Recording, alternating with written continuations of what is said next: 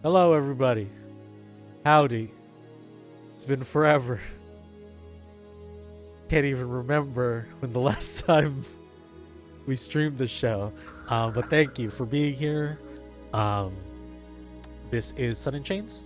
Uh, let's just a little too loud. There we go. This is a Tales of the Valiant adventure, political intrigue. Yeah, so if you're a fan of that, you're in the right place. My name is Fabian Lile. I am your game master for tonight. Let's introduce the rest of our cast. Let's start with Kai. Hi everyone, I'm Kai. I use he, they, and she pronouns, and I am back playing Hoshiro, who uses he, they pronouns, and he is a assassin slash spy who has never done anything wrong in his life. Sin. Hi, I'm Sin. I use they them pronouns. I am playing Ngoc, who uses she her pronouns. Just your cute little mechanist wizard, and only that. Joe. Hello, everyone. I'm at Scary Dog Friend everywhere. I'll be playing Jeong Hwa, she, her, our orc soldier spellblade fighter. Last but not least, Stella. Hello, I'm Stella Luna. Today I am playing Song. We both use she, they pronouns, and Song is a Sindarian courtier monk ranger. Fantastic. It's a little recap because we all definitely recap. This story began with the death of a sovereign, which threw the city of Albayan into kind of political disarray. The several houses of the city decided to put together a council to have 4 representatives to figure out whether or not this was foul play, and to arbiter basically the secession of power. These 4 council members have been doing the investigation and have been slowly discovering that the death of this sovereign was not of natural causes. This sparks more investigation, and with a kind of interrogation of one of the council members and a body that was found in the river, they get closer and closer to figuring out what happened to the sovereign.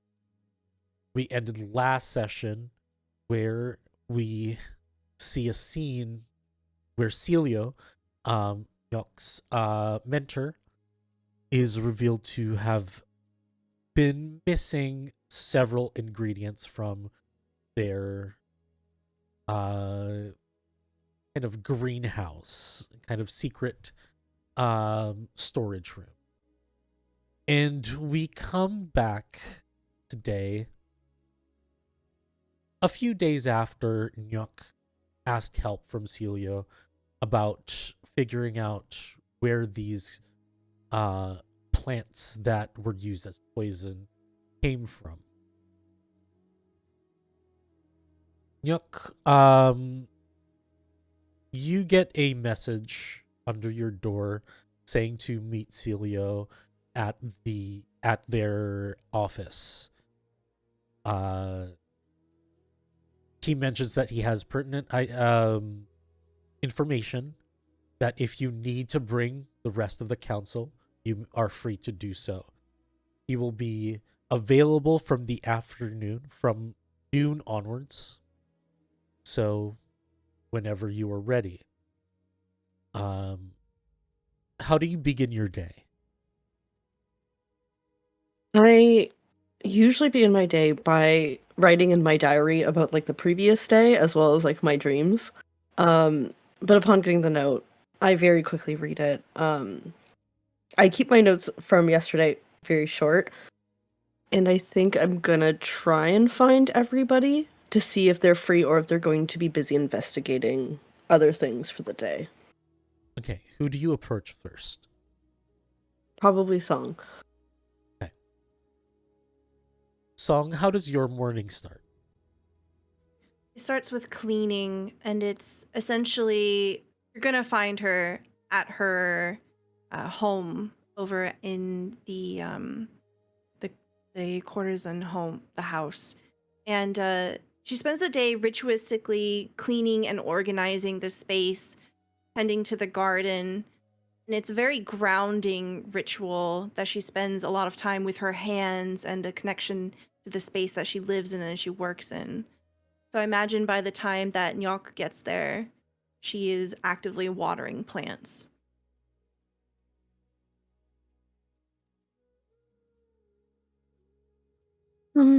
Excuse me.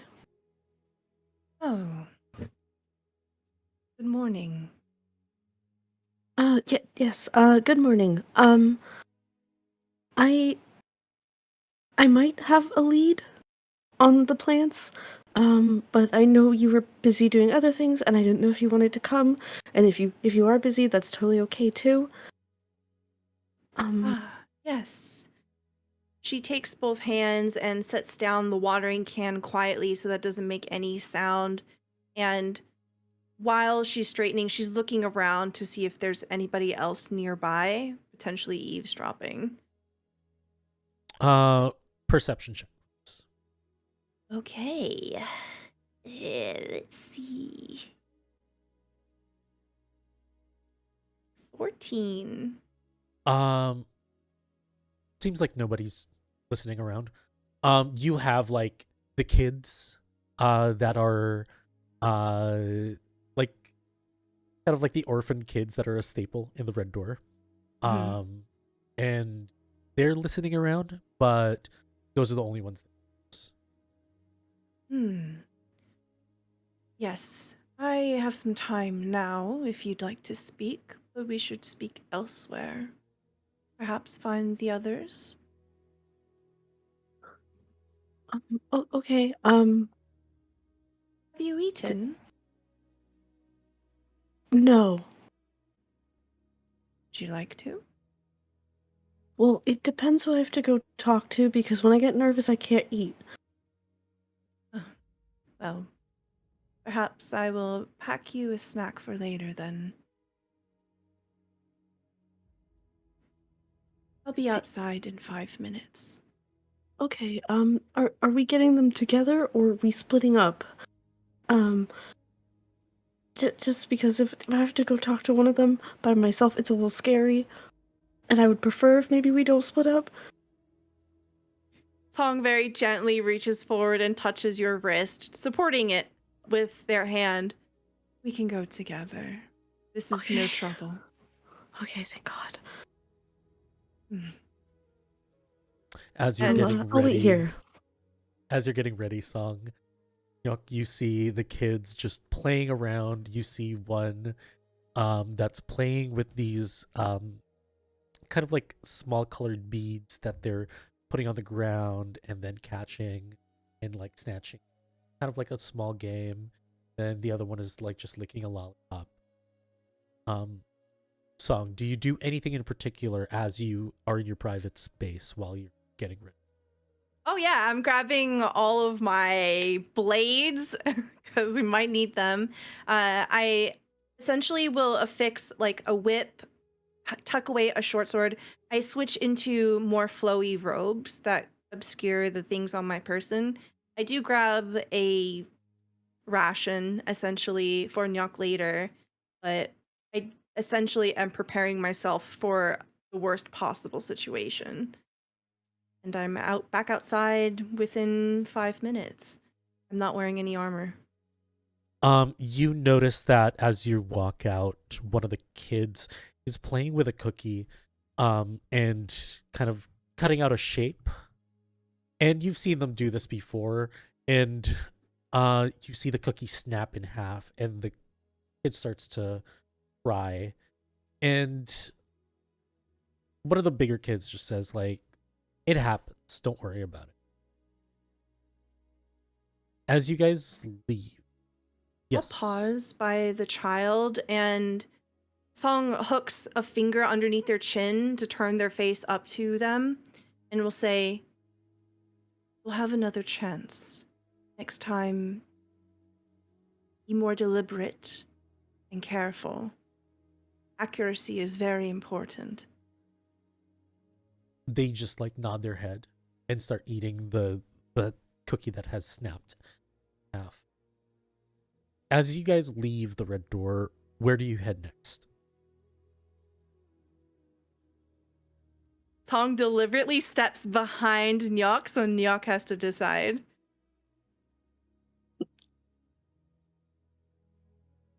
Nope, realizes this and just panics, and instinctively goes to go look for Jeong Hwa. Jeong Hwa, how is your morning start? How do you go about? I mean, I think I've certainly inserted myself into like any police investigation of like any sort of anything that I've heard of any bodies being found, anything along those lines. I think I could very much be openly walking about with some other like local police officers or something along those lines, just like waiting for something to do, waiting to snip at someone, that sort of thing. I am out and about in town already, though. Roll me investigation.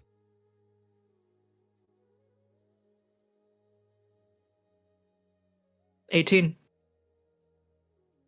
18. You haven't really found anything outside of like the normal, outside of like what you've already found out. That member of like the Moonvale cartel was murdered. Autopsy pretty much is out there, out and about. They had their neck slit. It was magically done. Not by any blade. So they're still having a hard time like figuring, like there's no murder weapon to find.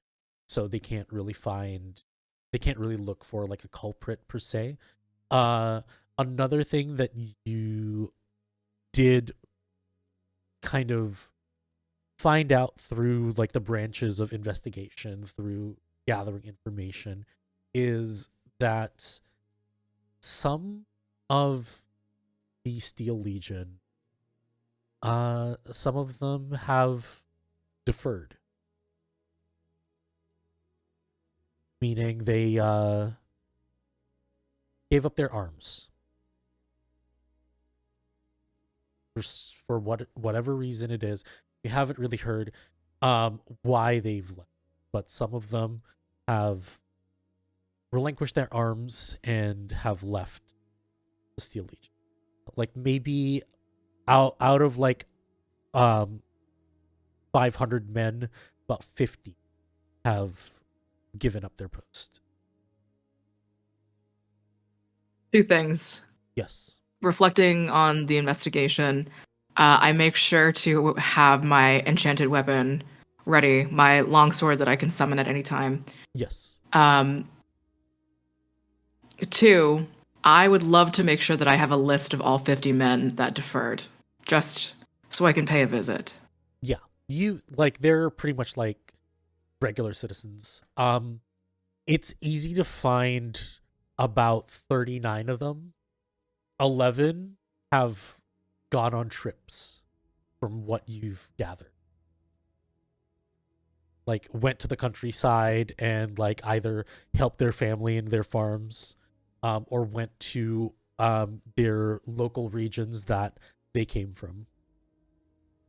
Okay, I need to go see the person whose name that I don't remember. It's a lot of people. That may be a lot of people. As like canon. Sung Liu. I need to talk to the person. The expeditious guard captain. Yeah. Because why am I only hearing about this? What you know is on my yes, Songryu is also having an issue. Basically, what you want to know, Songryu is currently investigating. Okay. Like, as to why, like, further investigating what the information is, why they left, what is going on. But as you are currently head to Songryu's like station, you run into Ngoc and Song.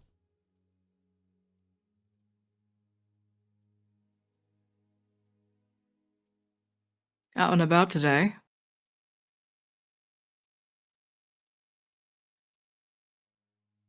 I like blankly stare at Song, waiting for Song to say something. Song is patiently looking down at you, Ngoc, and gently tilts their head in the direction of Devha. Yeah. We might have a lead.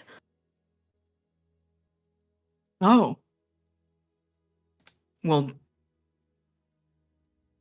do tell. And then kind of as she says that, realizes she's like, and we're all in a very busy square. Where's a more suitable place to speak of these things? Well, I was thinking we would also find Hoshiro if he's also available. Oh. But is that a bad idea? Because if it is, we don't have to do it. If you think it's a bad idea, we don't have to do it. Speak with your chest, Ngoc. He can be along. I don't think I speak with any other part of my body. That is where the air comes from. But I thought it would be a good idea if everyone went along, if that's okay. But we just have to go talk to Silio. I don't know if you remember, he brought food to the meeting. The mooncakes. The unkempt one, yes. Well, he has different priorities about his appearance. Let's go. Song, make a perception check again. Ooh. Oh, God. I'm going to re-roll that if that's okay. Sure. You have 2 in the chamber. No! Went down. Went from a 12 to a 7. All right.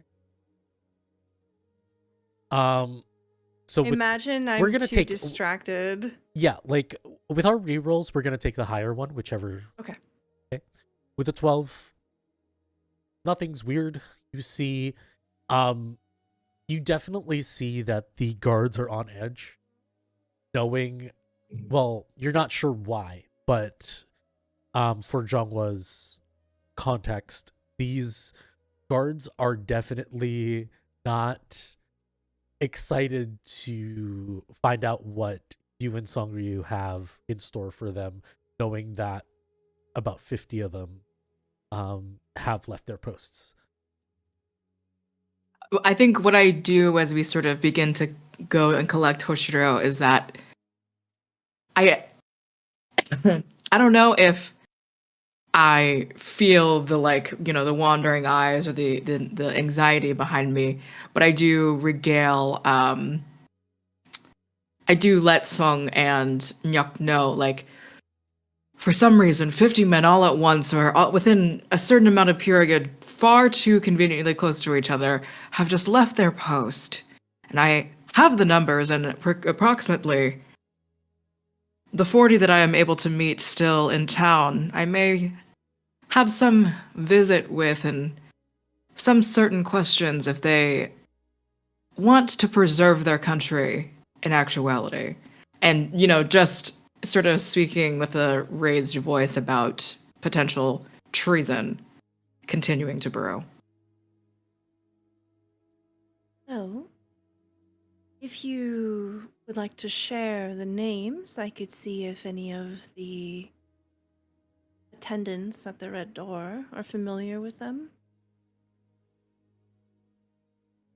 I'll give you a copy of the list. I'm sure I have someone else smaller than me, not smaller, of lower status. Yeah, someone's like with you, like kind of like assisting you with like the investigation. They give you the ledger of names, Song. Great. Yeah. I'll tuck it away into my robes for now. You guys head off and look for Hoshiro. Hoshiro, how does your morning go about? I think we see Hoshiro in an alley,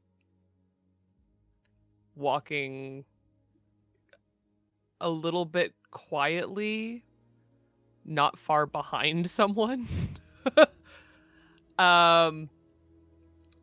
And above him, you see Zencho, that raven, kind of sitting, hopping along the building as well. And he is quietly walking behind someone who I think is morning drunk.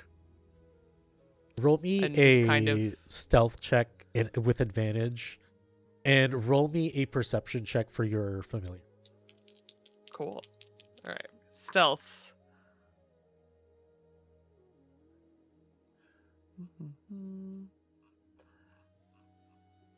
Where did that go? Here we go. Stealth. That's a dirty 20. Okay. And for Zencho, He's none the wiser. He doesn't know that you are present. Zencho, that is a 12. Okay, for 12, they do not really see anything out of the ordinary. They see just like a bunch of store clerks opening their shops. You see this drunk stumbling around,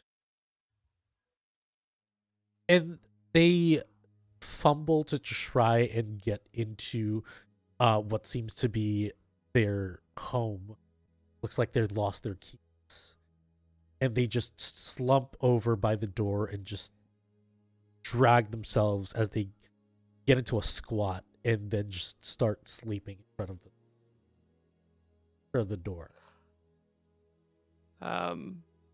As I think he passes like a separation between buildings, we see the deepest like shadows underneath Hoshiro's eyes. His face is almost gray and gaunt, but as he sees this man slump down, we see him draw that beautiful blade out from his tattoo. It flames in this silent black fire, and very casually he kills this man. He did. I'm not even gonna... Yeah, he's unconscious. He's unconscious. Like, you crit on him, he's dead. No blood on Hoshiro, and as fast as it appears, that blade vanishes back into the tattoo, leaving just a line of blood on his arm. And he keeps walking, heading towards looking into more formal inquiries about all of the murders and things that aren't the ones that he is committing in the city, just like business as usual. And as he crosses through another section of morning light, we see his face become more colorful again. Okay. That man fell asleep by the door. Because of the circumstances, it just looks like he's sleeping soundly. It's a bloodless wound, dead. You come out looking fresher until you get bumped by a child. Dirty child. The filthiest child ever. It looks like they just played in. For some reason, though, I think the spot where they bumped you, pristine. They didn't leave any dirt on. Hoshiro, thinking very quickly about where this child probably came from, first checks his pockets because they could be allies and still be pickpockets. Yeah. And then looks for some kind of drop or something coming from the beggar. As you check your pockets, instead of noticing something missing, you find something. and it is a letter that is folded into what looks like it looks like those triangle firecrackers, neatly packed, that you have to rip a seam to open it up. As he continues to walk, kind of unassumingly, he does just pop that open, and Zencho flies down onto his shoulder as he walks. As you open it, it is a coded message. None that you're readily available for, but you have a codex for kind of like your own version of Thieves' Cant. If you take a little bit of time, like an hour's time, you can decipher the message, but at the moment, without any form of like preparation, it's just gibberish. I'm sure that this is not the first time that this has happened, and he just tucks it away much deeper in his clothes. You do notice, and something that you can decipher right away, this is from the beggar. Yeah. So that is one thing that you can easily decipher without even making a check. As you're walking, you notice your 3 companions on the council walking towards your direction. He slips his hand out from his kimono and enjoys the serendipity as he was headed to go and maybe make some less than legal inquiries at the Steel Legion. Before anything, roll me investigation. Sure. And this is just to figure out whether or not you know the same information that Jeong Hwa has learned. Investigation. Bad. Probably not. That's a 10. 10? You just know that there is disarray within the Steel Legion. That's right, bitch. Listen, disarray is all I care about. Your people are a mess. It's fair. But the rest of you just congregate and find each other.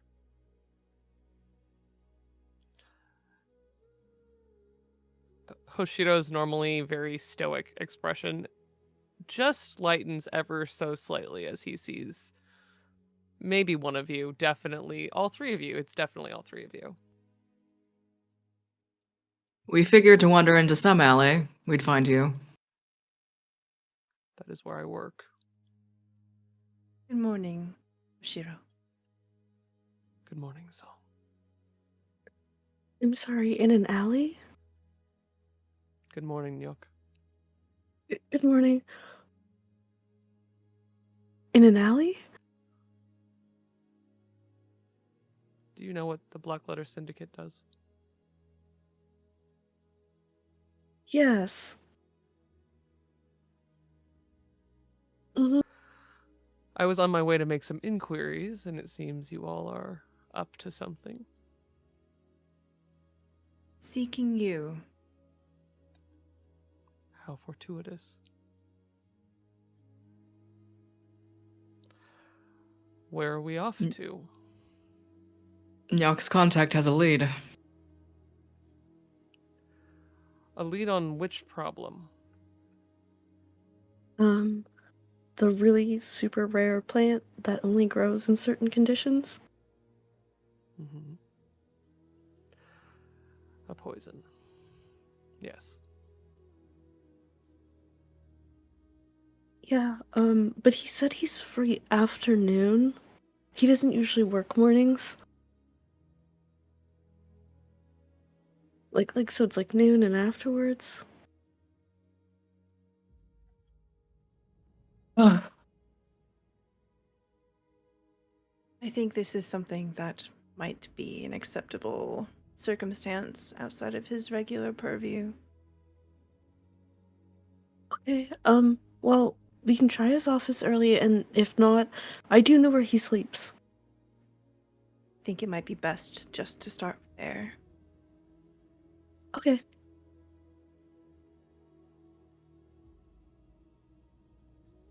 Where are you guys headed? Um, I'm gonna wake To this his- bitch up. Apparently to Silio's bed specifically. You head over to the Dragonspark Collective. You go to pretty much his domicile. how long does it take us to walk there?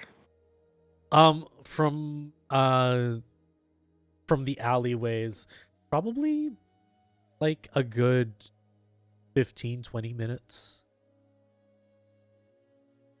Can I imbue some stuff while we're walking? Sure.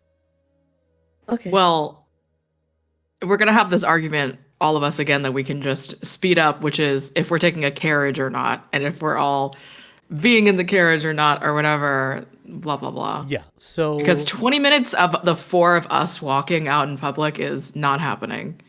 The moment we start walking anywhere, Hoshiro walks into an alley and then a different looking person walks out. yeah. So you guys wait for a carriage. During that time, you can imbue some stuff. So yeah, feel free to do that. We're gonna fast forward. Just list down. Send over what you're imbuing to the rest of your party. And as you get to the Dragonspark Collective, you go to one of the upper floors. You see this heavy wooden door. It's very normal looking. It doesn't look extraordinate like the other officers of the Dragonspark Collective. The knob is pretty much standard fare. And yeah, you're in front of what you assume is Silio's kind of room.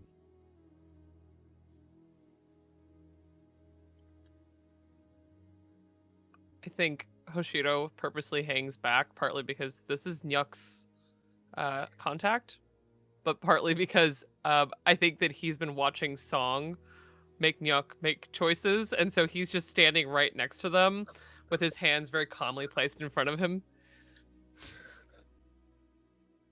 Just nothing but a gentle, patient nod coming from Song looking down at Ngoc. It gives like a very unsure knock on the front, on like the door. The knock, the sound of your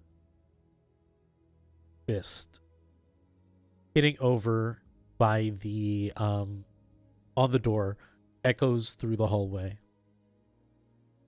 People are already out and about doing their research in the morning. You don't really hear any form of like response.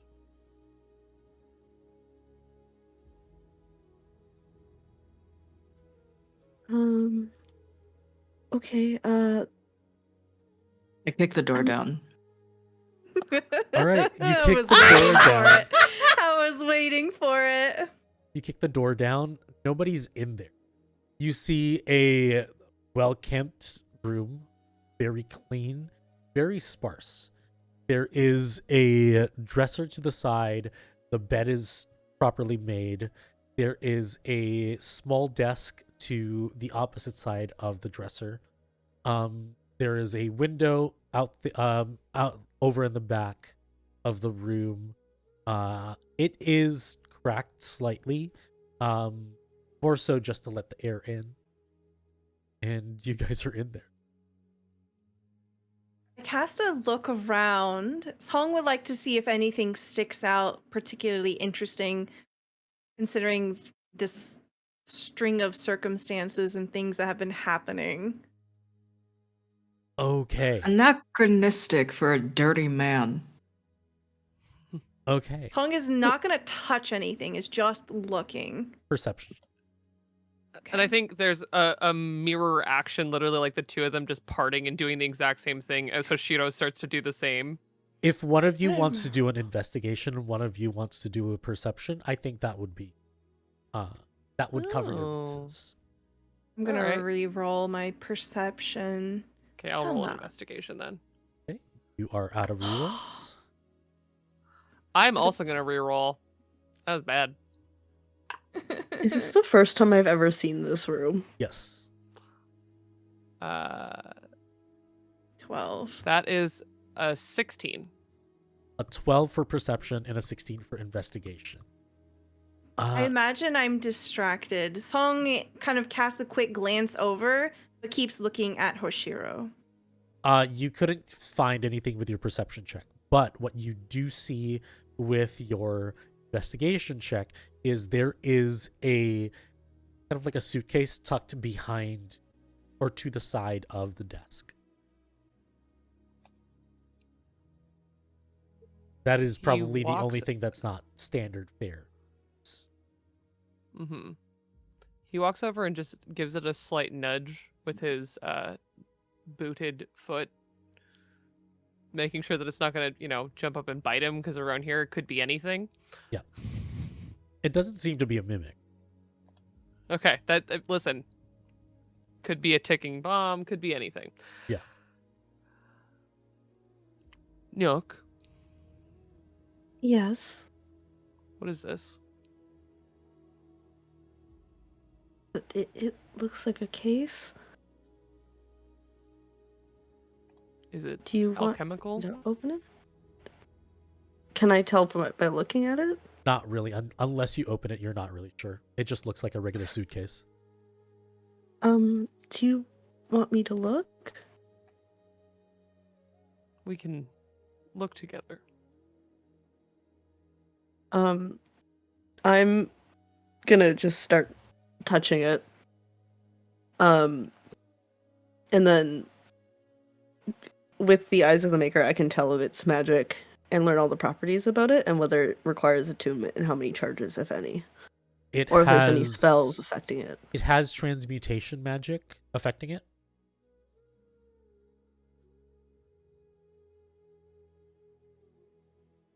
That's all you can tell so far.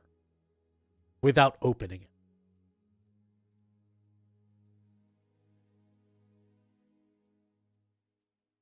Can I tell if it was made by a spell? Or if it's just affecting?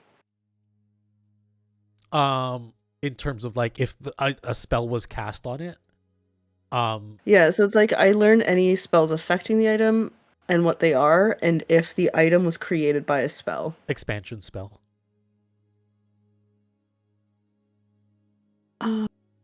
Okay. It seems like it might have more than what it looks like it has. Well, that seems useful. Um, The jurisdiction of our investigation does extend to even those that we think are mentors. Should we do this now here, though, in case he comes back? Or... He's your informant. Or mentor. That's what you call them. Jeong Hwa looks like they are just opening it. Live your truth. Are you? If that's what you're doing. I'm not gonna stop you. I'm not gonna stop you. I'm not touching it. On the desk. Hoshiro's afraid of you. No. On the desk, Jeong Hwa, you just open it. There are two sides to it. One is a deeper side and one is more of a shallow side. On the shallow side, you assume that is the top. As soon as that is open, you see several things pinned on the shallow side. One is a class picture. And we'll get to that picture in a bit. You see a few letters that are pinned to it, and you see a schedule on the side. What's the schedule look like approximately? The schedule looks like breakfast at 8. Then it says exercise at 9. And then from 10 onwards, there is like just a bunch of research activities, just like work activity, basically. And everything has like its own place, and most of the work activities are in his office. Okay. The class picture, you notice, Oh, before we get there, you notice on the The deeper side. the deeper side, it is completely black. You can't see anything, but you can reach your hand through, and you can reach your whole arm into. So what I was gonna ask also, if I could do some sort of arcane check here or something, to be able to tell through this type of magic, like how would I best, if it is what it sounds like, he's inside of this thing, how would someone summon someone out of it, or even whatever? I would say, you know, this type of magic, you've seen them sold in stores. People cannot survive in a bag. Okay. There's no Okay. oxygen in it. It's like a bag of holding. Exactly. Mm-hmm. You can try and reach in, grab something, but you know that you need to know what the thing is.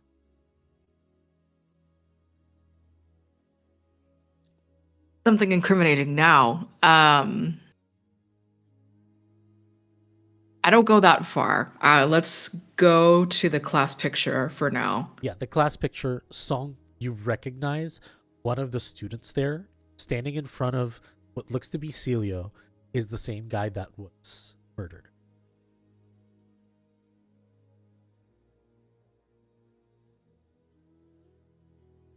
You see also next to Silio is wearing a different uniform, more reminiscent to the Dragon Spark Collective. And you see 3 other people dressed the same way as Silio. They all look like they're in their 20s. But the photo, the photo is dated about 20 years prior.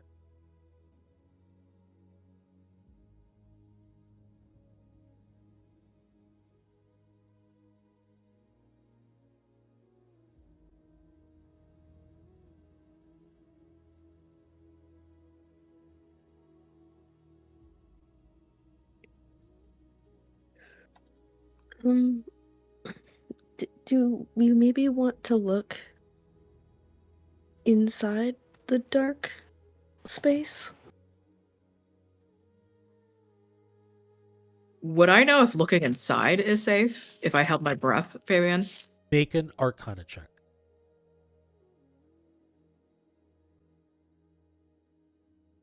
Only 12. 12? 12 is basically what it informs you is you probably do a summoning spell.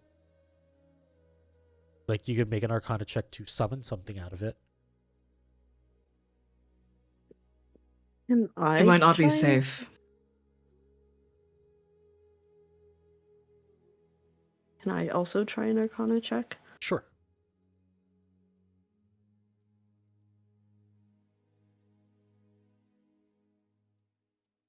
Anyone?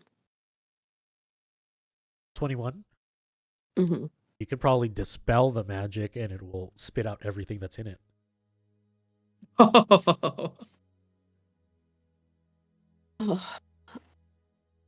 That would be funny. Do I know if I think of something in the bag, I could pull it out? Yes, like that. It's the same thing. If you think of it, and if it's in there, you can probably pull. Very slowly, Song will lean over and her body basically grazes up against Jeong Hwa as she reaches in and she will try to take out mushrooms with like the powder, the fungus that we saw before.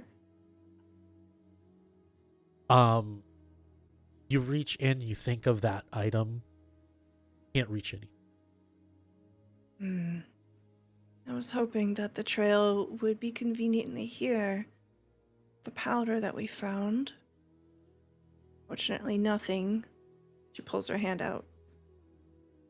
You mean that, you think he has the powder, or because he found a thing? He has the answers. One would hope he also has the powder with him. It's very dangerous. And this was just carelessly left around. Carelessly.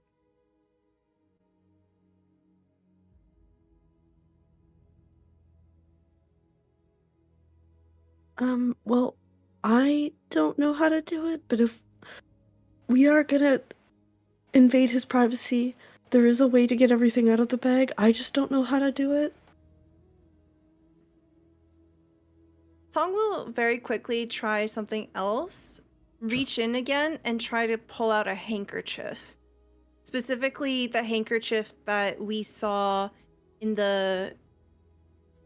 We essentially saw the veil lifting, right, from the murder scene Okay. of the Sovereign. Okay. Looking at... So you're remembering the Sovereign's handkerchief, basically.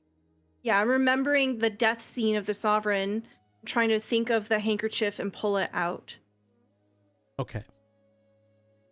You think handkerchief. You pull out a handkerchief that looks similar. Looks similar as in color and pattern. Yes. Jeong Hwa, roll me a history check. As well as Hoshiro. Oh boy. I will use a reroll. There we go. 25. 25? Okay. Hoshiro.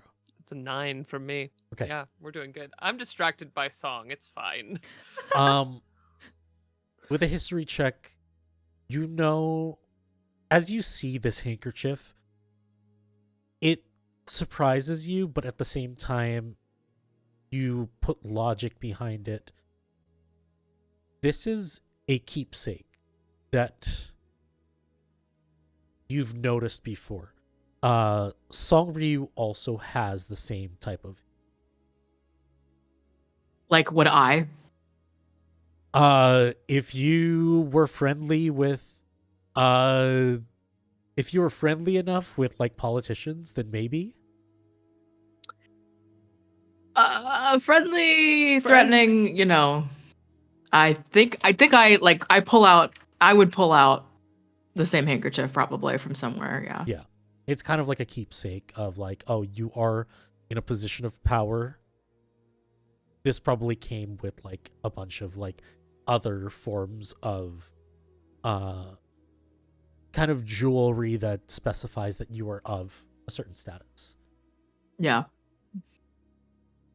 But Song, when you pull it out, I like just sort of I reach and pull out my own sort of there's this kind of expression of just like, okay, well, it's something that anyone could have, but this gives me pause, Ngoc, because I didn't realize how politically connected Silio was. I thought he wasn't necessarily on any council with the Dragon Spark.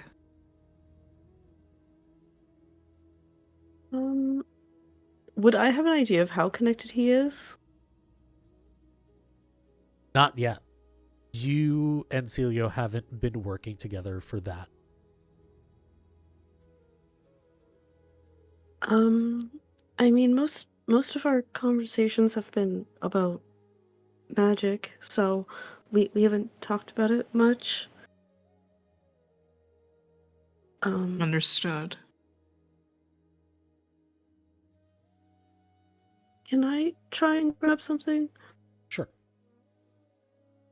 I think about the letter that we found, and then I start thinking about ink, and I try to reach in to see if there's any kind of ink in there. Yes, there is. Does it look similar to the ink that was signed with the letter that had TL on it? Check. Investigation check. Could I help somehow? Sure. It's just like a very scary like hand on your shoulder of like supports. Oh, there. 24. It is a different type of ink. It is a magical ink. Different type. Ooh, can I see what is like up with the ink? The ink is used to write scrolls, basically to imbue scrolls with magic. So if you want to create a magic scroll, this is the ink that you use. Since we're already invading his privacy, do you think he would be that upset if I also kept some of this? Because it's expensive? You can take it from the man. I can buy it for you later. Whatever you'd like to do. Okay. And I just slide it in one of my little pockets. Song. Go ahead. Oh, go ahead. Okay. Hoshiro has this fun ability called Scrutinous. When one of the things it does is when I spend a minute or longer examining an object for fine or hidden details, I can ask my GM one question about the item and they must answer truthfully. Sure. So he's just been standing there like watching everyone reach in and try and grab stuff out of it and looking at the pictures a little. But the thing that he starts to wonder over and over again is if he is working and if this has his calendar and this keepsake image in it. Why is it here? It's just his personal belongings. So he just doesn't need it where he is. Yes. One thing that you do notice, because you are scrutinous, there is a hidden flap on the shallow side.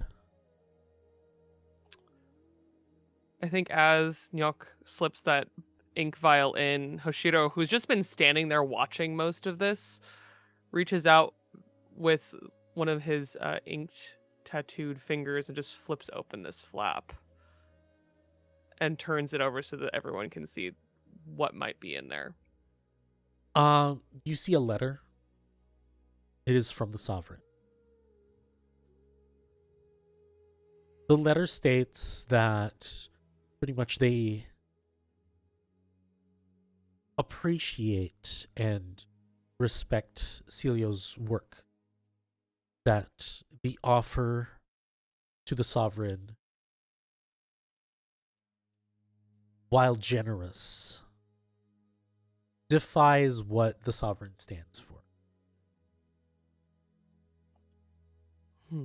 You notice that the letter alludes to something of immortality. Or at the very least, something close to it. The sovereign states in the letter that they will respectfully decline whatever this magic is that Silio is offering to prolong the sovereign's life. That power should not be held by only one or one person. Does the text imply that the sovereign might be sick? Do we get a sense for the timeline of when this was written? The timeline of this is probably about 3 years ago. Okay. It's not that the sovereign is sick, but it seems as if it definitely implies that Silio knew something and knew something was coming. And Silio was trying to find a contingency plan to keep the sovereign open for some reason.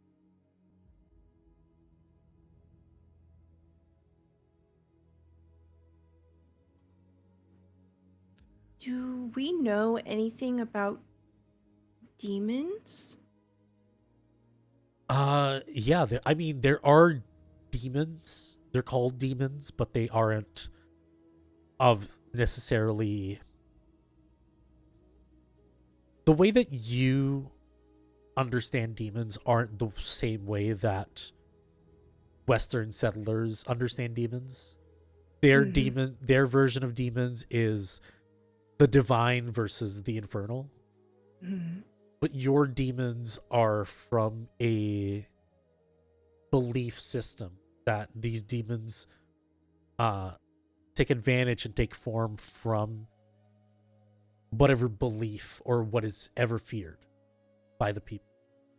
They are strictly created by this fear. So, Monsters made from people. pretty much. I suppose as I'm reading this letter, Song wonders if perhaps there was potentially a curse of some kind. Maybe this isn't necessarily a straight up assassination. Maybe this was something that was much longer in the works.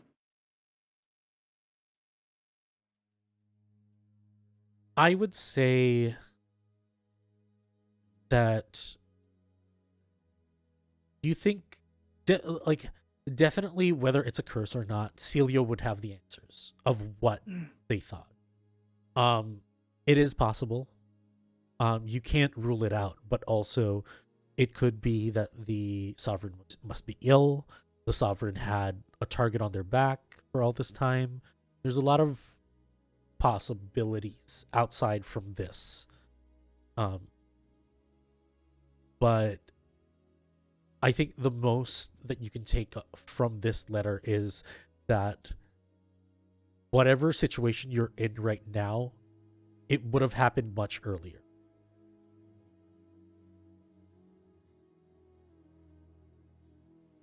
This is a powerful find. This basically instills the idea that the sovereign was a target, that they were going to be assassinated, however it was, from the last 3 years.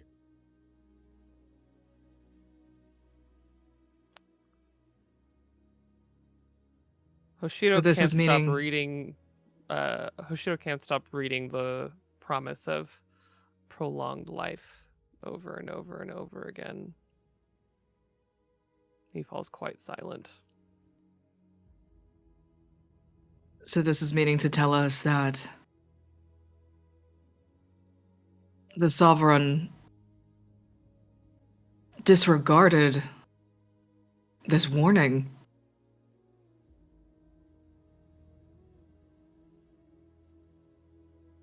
His life was in danger. Why wouldn't there have been multiple legions of steel at his side? I don't... 3 years ago, there could have been something done about this.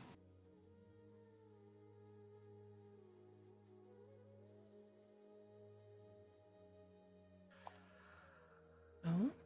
We know exactly who to speak to find out more. To fill in the blanks that are not written here.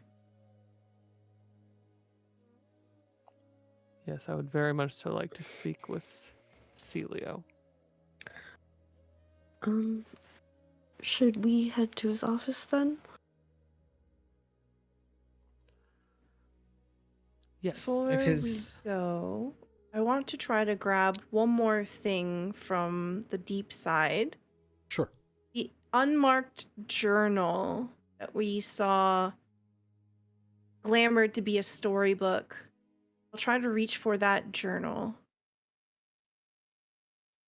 Unmarked journal? The sovereign was holding a book. Yes. Yeah. Like you reach in and you take out another journal. It is not the sovereign's journal, but because of the way that the magic works, you're able to pull out a journal. Begin to flip through it. begin to flip through. And as you're flipping through, you get to an entry about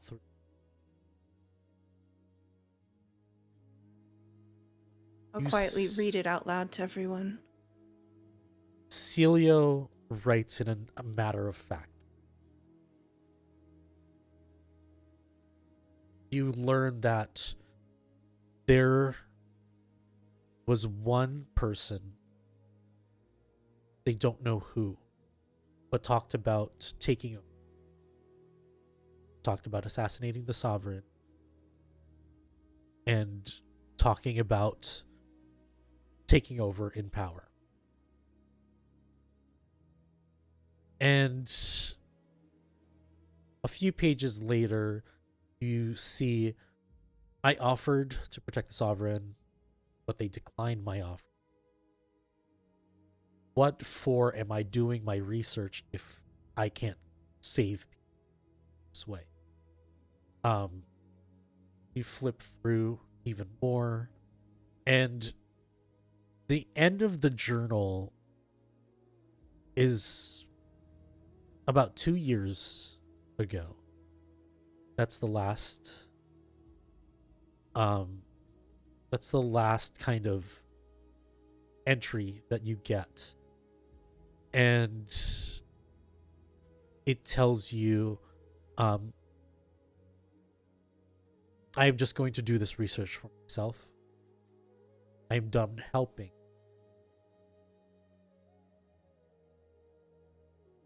I will focus on my power from now on.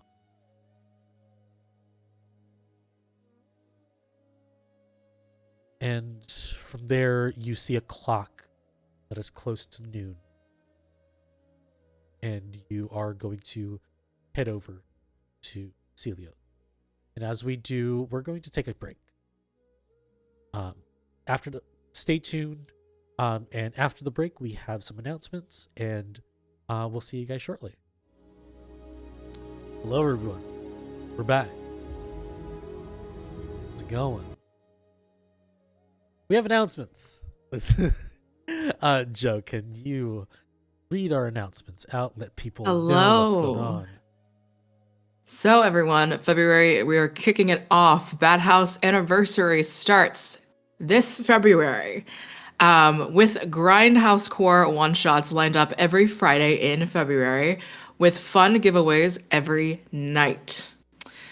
So February 7th, Friday, February 7th, Fabs will be running our very first Grindhouse Core one-shot using the system of Monster Hearts 2 with cast members me, Laurel Rothamel, Blizzbear, as well as Maddie DuVernay. We already have Ambrose's Liminal Horror one-shot also confirmed. No, we have Dan Pixel's Candela Obscura one-shot also confirmed. Go ahead and check out that cast list up on Blue Sky. It's going to be beautiful. It's going to be amazing. And then from there, other posters and things will be coming up very soon. Just speaking of series in general, we are also finally starting a new mini-series this year called Slumber, a liminal horror 8-episode series, highly deadly, with backup characters, facilitated by Oleander Tripp or at Scary Dog Brand, at Stray Nerd Boy. If you've ever been interested in playing liminal horror or ever interested in using any of their official modules, we will also be giving away liminal horror module download keys like rapid fire every session. There are 6 official modules of liminal horror from Goblin Archives, itch.io that you could potentially win if you come around and check out our stream live every Wednesday in February throughout until we hit 8 episodes, essentially. And of course, news about Midnight Rush. Midnight Rush will be coming back February 11th. That is a Tuesday, and for the continuing on Tuesdays for the latter half of our series. It is our Hunter the Reckoning story within our Darkness Eternal World of Darkness series that we have over here that is in the same universe as Itaewon by Night, Madness Over Manila, Embers of Rage, and all of our other wonderful stories within Darkness Eternal. Lots of guests, lots of mystery, lots of vampiric, romantic turmoil. Fabian, again, runs Midnight Rush, as well as the cast members of me, Stella, Laura Rothamel, as well as Ambrose, wonderful cast members of Bad House RPG. And we're kicking it off this Lunar New Year with some amazing stuff. So check us out. It's good. You should watch it. You should watch it. We're on YouTube. Hell yeah. We're slamming it big style. And returning to Sun and Chains. You guys had your morning rituals, your morning routines. You've learned certain things. Hoshiro, during the whole investigation of Silio's room, did you want to read your letter from the beggar? Yeah, I think as people start to try and reach for things inside of a black hole, he's like, I'm not putting my arm in there. I wasn't born yesterday. And he just sets himself aside and starts to just slowly work his way through it. Okay. So what you learn is that there is a book missing, and the book missing pertains to what happens to the country if the sovereign dies. He has found basically information about the lost house. The name still eludes them, but the lost house are elvish folk, pretty much like fairy folk, that are in the what you recall Western settlers call the Feywild. There's a lot of different names for it over here in Albayan, but pretty much the beggar is communicating that they are looking for ways to breach the veil of that particular dimension, to send word that the sovereign fallen. So, as you walk to the office of Silio, the door is in front of you. There is a nameplate there. What do you guys do?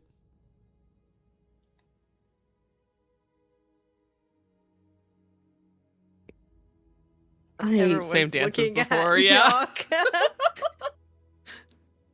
I walk right up to the door, and I try to knock and sound confident in a knock as best as you can sound confident in a knock. You knock. There's no response.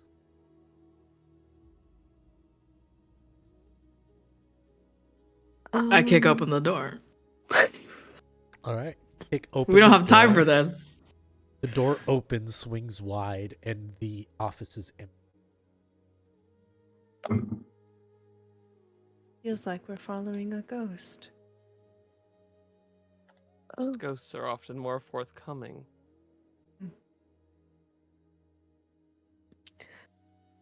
Do we start sneaking around through his stuff here too? Of course we do. Yeah, as Ngoc says that, Hoshiro's already Just started to do the same looking. look around. Looking around, there are a bunch of bookshelves on the side of two walls. And there is a desk in the middle. There is a couch on the side. There's a coffee table in front of the couch. There are treats on the coffee table and half-drunk tea. There have been 2 teacups there. Both have been drunk from. And I like to pick up the teacup, Yeah, see exactly. if it's still hot. Yeah. it has cooled down. Okay, but there's a difference between 20-minute cooldown and been cold for a few hours. It's cooled down like maybe 30 minutes. Mm-hmm. Someone was here. Perhaps 30 minutes ago. Perception check.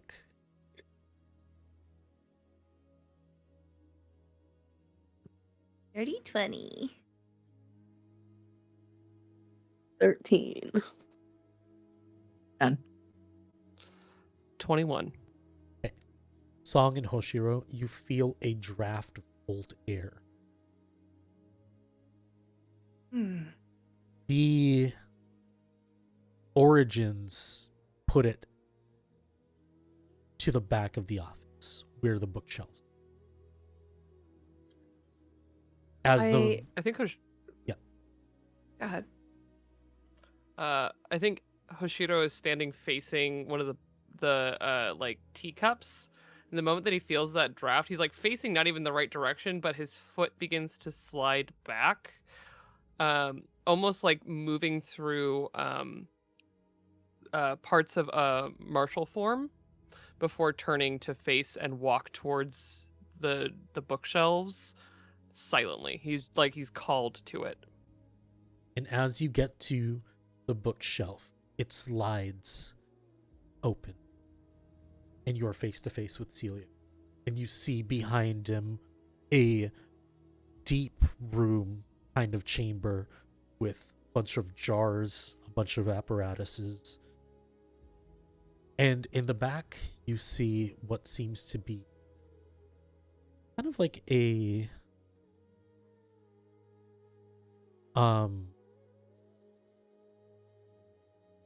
these are captions here.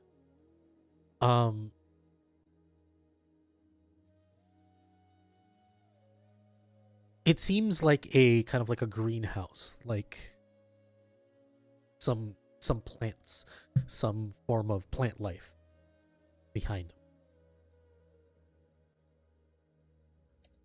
He is face to Silio. face with you. This is what?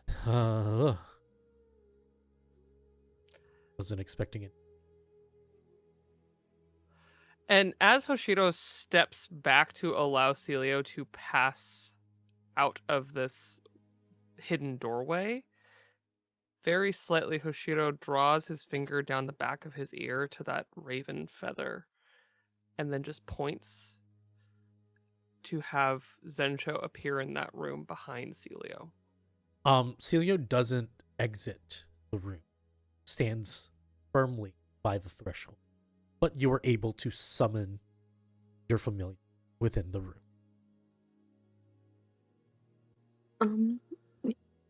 You did leave me a note saying that you'd be available from this time on. I did no such thing. But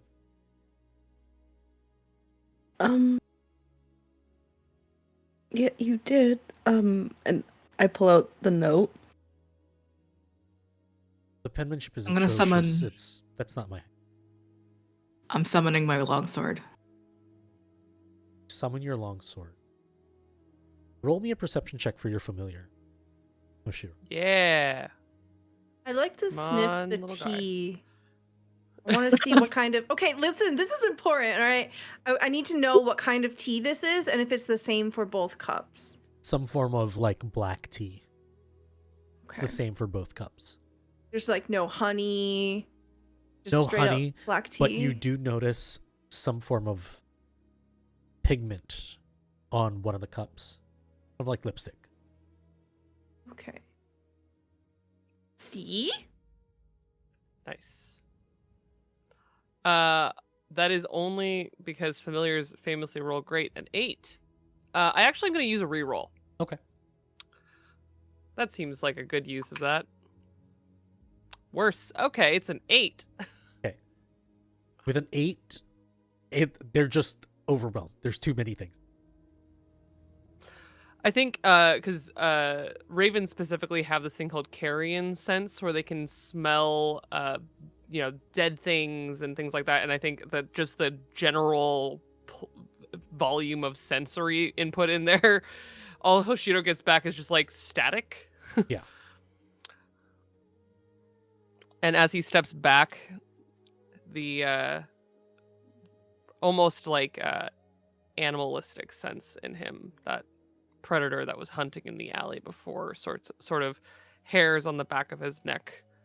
And he puts his hand just over that smeared bit of blood on his arm. He doesn't pull his blade yet, but he's seeing Jeong Hwa draw her blade, and he's like, okay, maybe.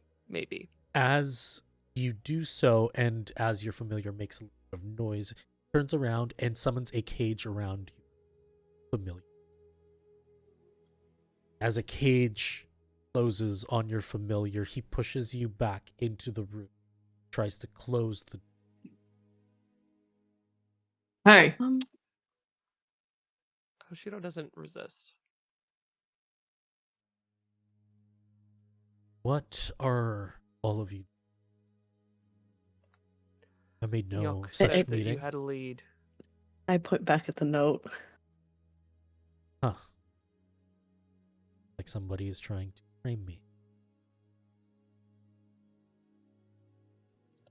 Well, you did say that you were also gonna investigate what we talked about, unless you didn't have time to yet.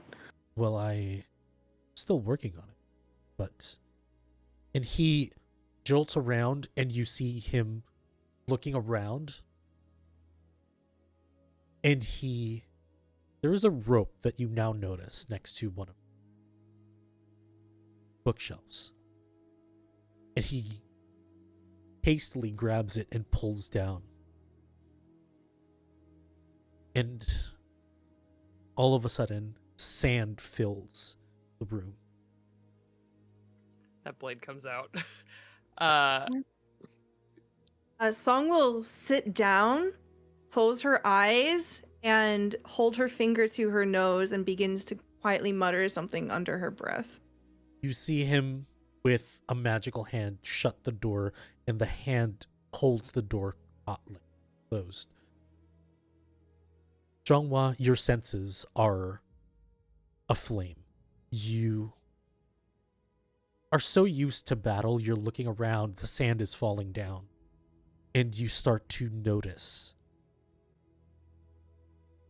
deep crevices in the sand, but nothing is in there, as if there are legs being surrounded by sand. A set of 4 other legs in there. It's starting to crash down and fill up to your waist. Once a minute has passed by, Yeah. I'd like to stand up, and when I open my eyes, you see that they're completely black.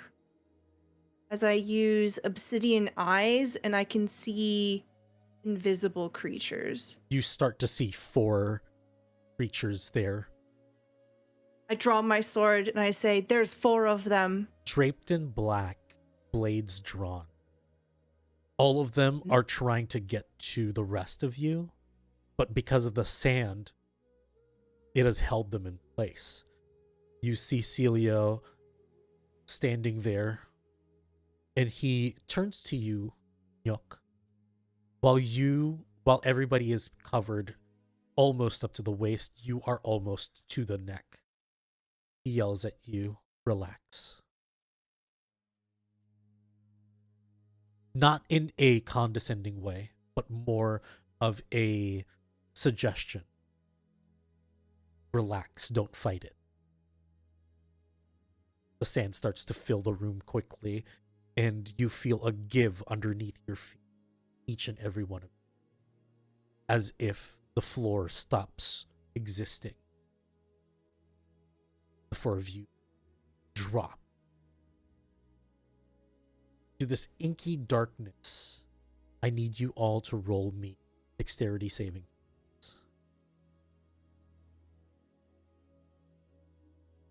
7.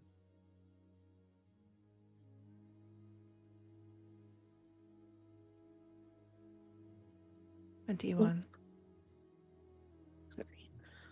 20.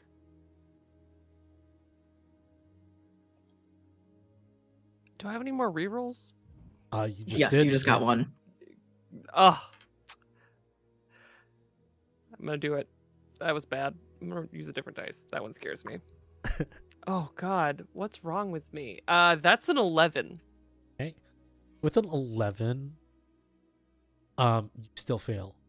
But Song and Ngoc, you are able to land on your feet. In front of you, this looks like some kind of dark chamber with stone floors, cobblestone floors. And the sand is seeping into the seams of the floor. You start to see 4 figures there. One for each of you. And I need everybody to roll initiative.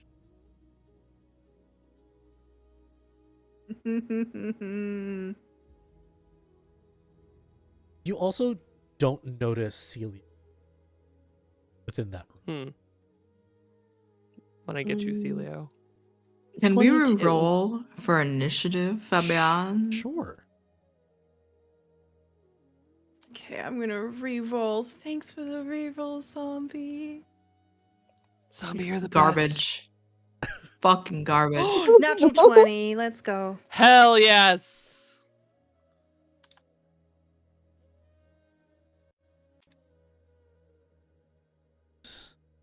Down. Okay, going around the table. Kai, what? 16. Sin? 22. Joe? 8. Stella? I'm a big lady. 25. Alrighty.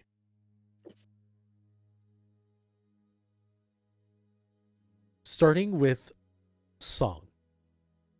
You see 4 figures there, donned in black, blades drawn. What do you do? I begin charging at one of them. Mm-hmm. I will. I have so much bullshit. You don't even understand how much bullshit I have. Okay, Hey, for my Tales of the Valiant. bonus action, I grow wings. You Okay. see, just exploding out of my back are these shadowy wings, and I gain a flying speed. Okay. And then I begin to rush forward towards one of them. In this room, by the way, you notice that it is being illuminated by these motes of light. As you're rushing to this one person, what do you do? I bring up my short sword in one hand, dagger in the other, and I begin to strike. Okay, roll your attacks. Okay, first attack is going to be with my short sword. How do I roll this? 19 to hit. Okay, with your 19, it hits. Okay. I will turn on my Mystic Mark, which is a ranger feature. So as my short sword comes whirling forward and strikes it, where it lands the blow, instead of bleeding, it leaves this gnash of what looks almost like ink just cracking across the surface of its body where it breaks flesh. And this creature is now marked. I'll roll damage. That's going to be 10 piercing damage plus 1. So 11 damage total for that first attack. Okay. Okay. As you strike, yeah. Oh, go ahead. No, go ahead. I've got like 4 attacks. I'm just letting you know because Yeah. I'm a monk. Yeah. Do you want me to just do all the attacks now? Yes, please. Okay. And then I'm going to activate my quick strike, where I can do 2 attacks with my offhand. So I'm going to do 1, which is a 10, and 2, which is a 9. Okay, both miss. Okay. And then because I have some 5th level monk features multi-attack, I get to do all of that again. Okay. So short sword again. Wow, that's really bad. It's a 10. And then another dagger attack. That's a 25. Okay. 25 hits. Okay. We'll do 1 plus another d4, 2 piercing damage. As You you See me just like swirling around with these blades, almost dancing. Yeah.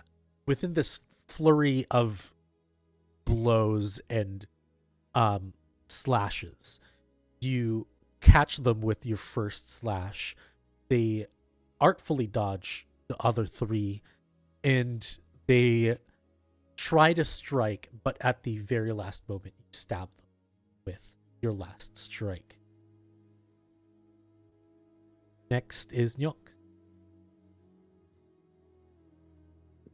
Did Hoshiro fall? Yes.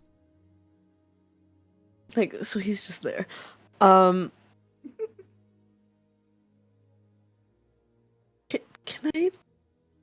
Can I touch you? Not in like a weird way, just like in a magic way.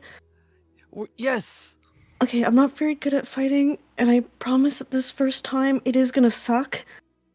Because I'm still kind of learning.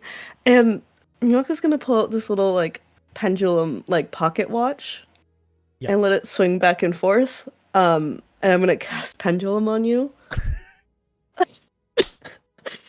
Pendulum. So what that means is your rolls are kind of decided. They're gonna go back and forth between 1, 20, 2, 19, 3. Oh my 18. god. Yes. That's so funny. You have a critical miss, then a critical hit, and then so on and so forth. This rocks, honestly. Yeah. I'm not very good at fighting, so I'm gonna stay back here. And I'm just gonna stand behind it. All right. As your turn ends, you see Song, the person in combat with you, tries to strike you twice. Okay. Okay. My armor class is 20. Let's see.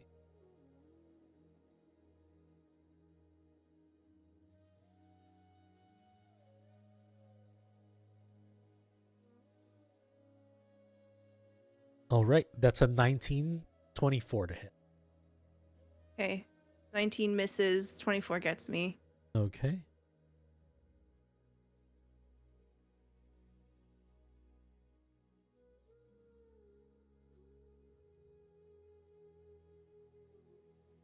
First hit is 11.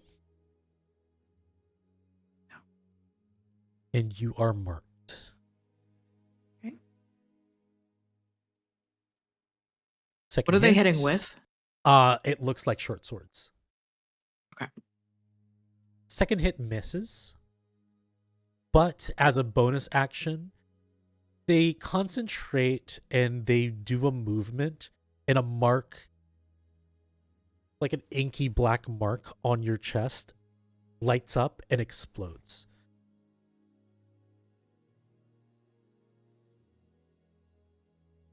Dealing 10 extra damage. Ooh. I don't look good. This is very painful. All right. The next one is going to lunge over at Ngoc. They're going to do the same thing. That's our Ngoc. Okay. Does a 12 hit your AC? It does not. Okay. First hit misses.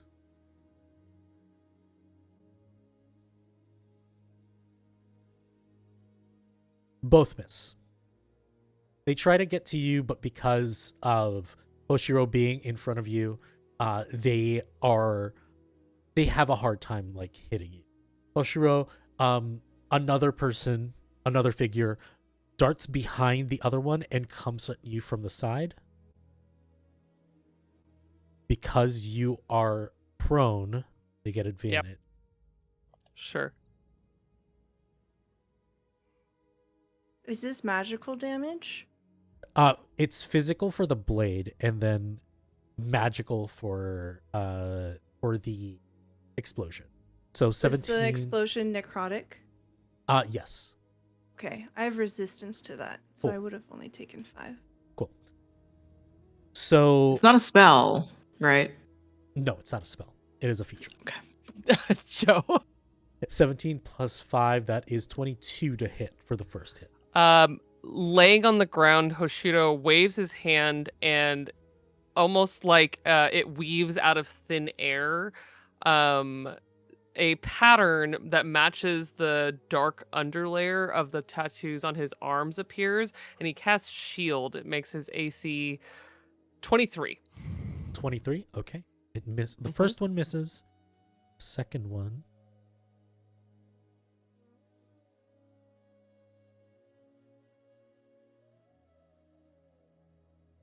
Natural 20. Alright. Alrighty. So, Oh no. Please don't get assassinated. okay. 12. Roll me a Constitution saving throw, and your DC is 10.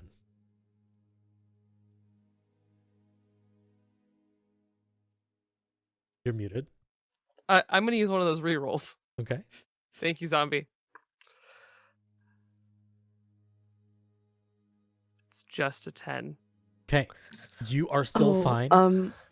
Yes. Sorry, we have pendulum. I'm right. so sorry. Oh. I'm so No, you're good. No, you're good. No, you're good. Yeah, but Which one goes first? Your roll and then your reroll. So the reroll would be a natural 20 then. Great. Okay. Your reroll would be a natural 20. So you're still good. You take 12 damage, and because of a mark, you take an extra 7 necrotic damage. Alrighty. Jeong Hwa, you are also being attacked. One just jumps in the air and tries to strike you. That is with advantage. Let's see. With a 5, they miss, I assume. 5 plus 5, that's a 10. Okay. No way. And their second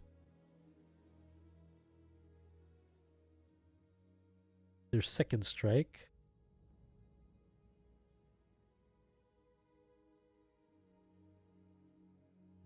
is a 15.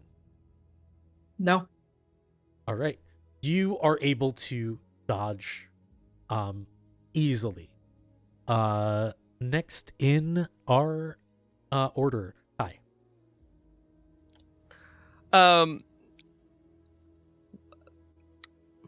Sin, what does pendulum feel like?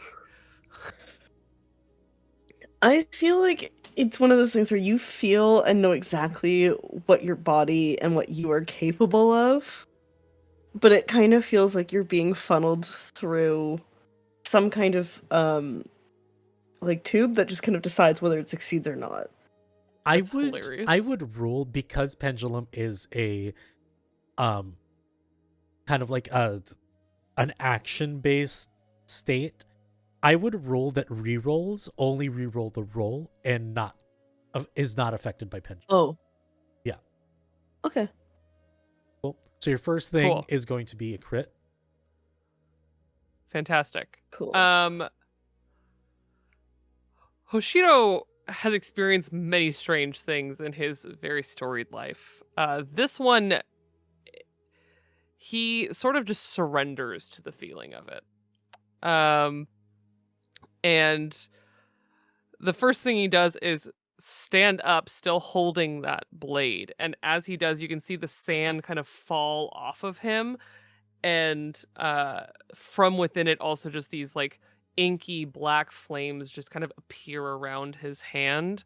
And I think that they almost swing back and forth just like that watch had done. And it's just flame and then almost no flame and then flame and then almost no flame.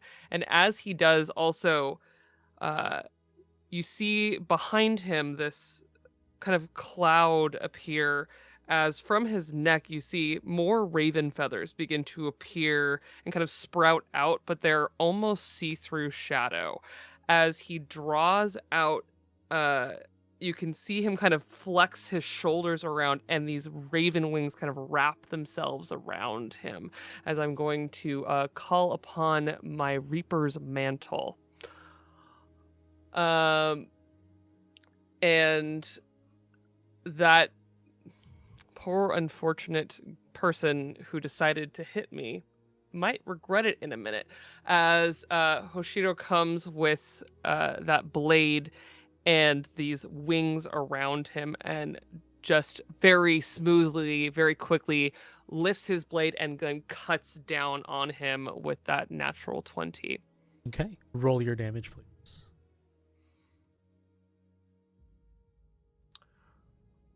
Good question. What is my damage? How do I do it? So in the weapons, armor, and tools, you'll see your weapons. There's a hit column and then there's a damage column. You just click on the damage formula. I rolled max damage. So that's going to be an 11. Do you have any other modifiers, like a hexblade, curse, or anything? Or your mantle, does it do? The mantle. No, that's for when they. Oh wait, equal necrotic damage. They take an additional 3 necrotic damage. So 13. All right. And then 14. we double that. And 14. Okay, so like 10, 14, 24. DC is 12.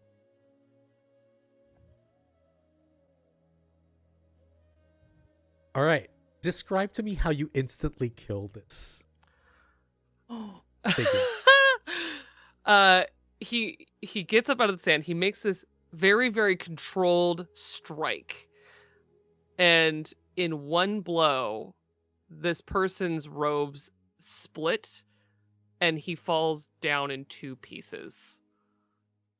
All right. Just fully the upper half falling one way and the lower half falling another way.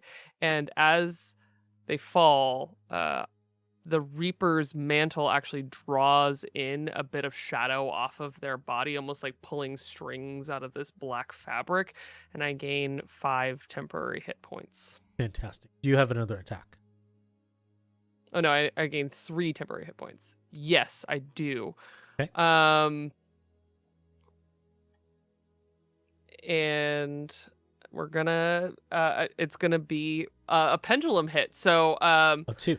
Feeling extremely empowered, he turns to the person behind Ngoc, and then that flame quiets down to almost just a flicker as he swings the blade again. A clean swing that hits air. Well, and then he stands between Ngoc and this person, just kind of straightening himself, ready for the next attack. Jeong Hwa, it's your turn. I look at the person in front of me who attempted to pierce me through my shield, and I sort of... There's almost a raucous soldier's laughter of memories of many ambushes such as this as I raise, and just as before, perhaps when I fell down and became prone, I had lost the weapon to the air, but when it reappears, sort of reattaching to my arm, it's almost as if I am smithing it through my own blood veins and musculature, as if it is steel coming from my arm into my hand. I procure my shield, slamming them together in a sort of a fairly intimidating way, and I I smile looking at Hoshiro and the effect of the absolutely destroyed person. I look at the person I'm engaging with. Can't let beggars have all the fun. They're fairly close to me, right? Like we are within melee. Yes. Okay. I'm going to do... We will start simple and we'll do 2 magical weapon attacks. So let me strike. I add +1 to these. First one is a 16. Okay, misses. Misses, okay. And the next is a 22. Hits. Hits. Okay. Actually, I completely forgot with the 16. I add a +1 to the attack roll as well, so 8 bumps up to 17. Does that still hit or Hits. no? Yep. 17 hits. Okay. So both end up hitting. It's almost as if, yes, she is using this longsword, but it's almost as if she is like using it like it's a club at the same time, absolutely ripping through and bludgeoning skin despite the slashing. I'm going to do...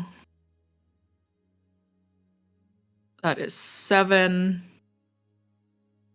at +14 damage, slashing, and magical to this person in front of me. Still standing? Yes. We're going to action surge. Okay.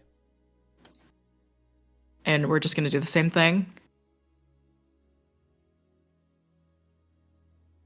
Well, actually, I want to try something. No, sorry, never mind. Both my cantrips, as a spellblade, I would be able to use spell multi-attacks, but we are in melee, so I will respect that. All right, 2 attacks again. 15 to hit, that misses, right?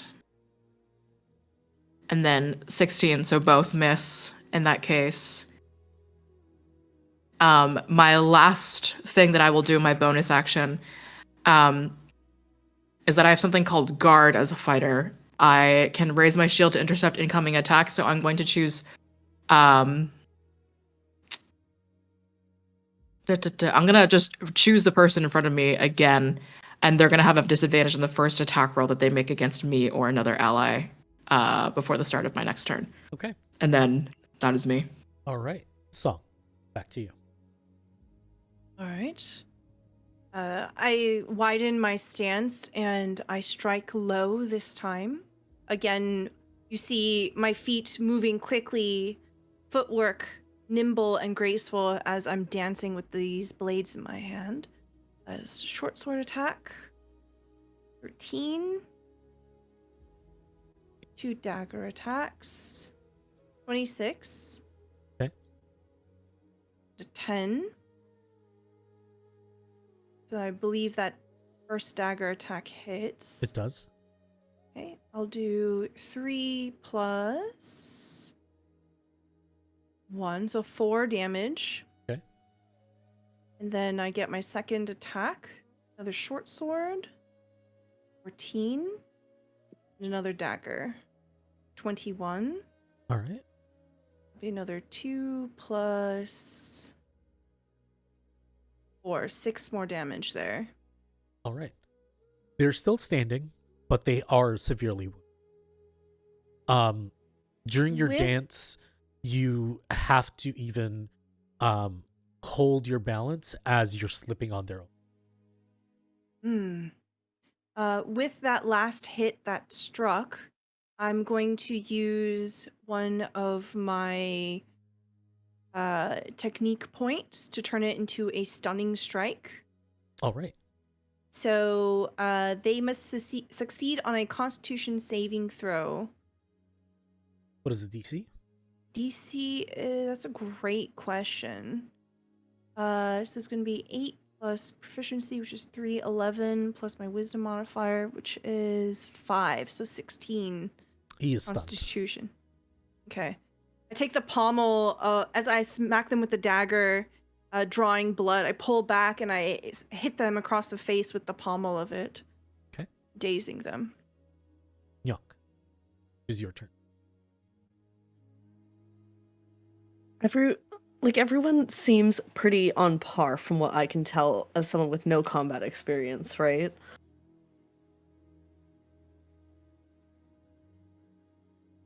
I am going to take out a little hammer from my bag because I don't want everyone to have to worry about me.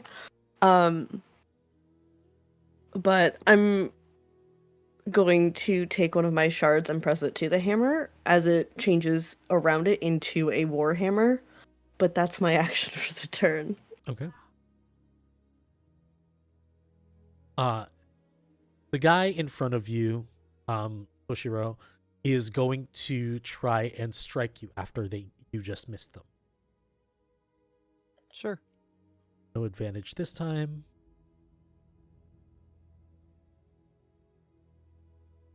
It's a 9 to hit. That will not hit. And the second one is an 18 plus 5, so 23. I think he swings up, deflecting the first blow, and leaves himself 2 open as the second one hits. Mm-hmm. Can I cast shield? Or is that still too high? It will not. My AC is 18. Also, I think it's a self-only spell. Is it? Oh. Yeah. Alrighty. That is 12 damage. And as you are marked, let's see. Take extra 5 necrotic.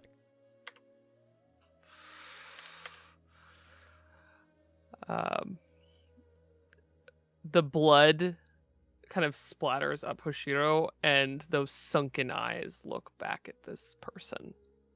And it is your turn. Oh, no, there is one more. Jeong Hwa.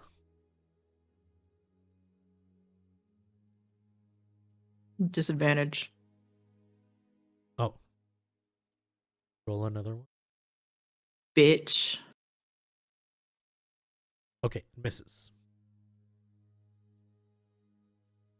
And then they will attack once more. And this one is regular now. Yep. 19 to hit. It's Righty.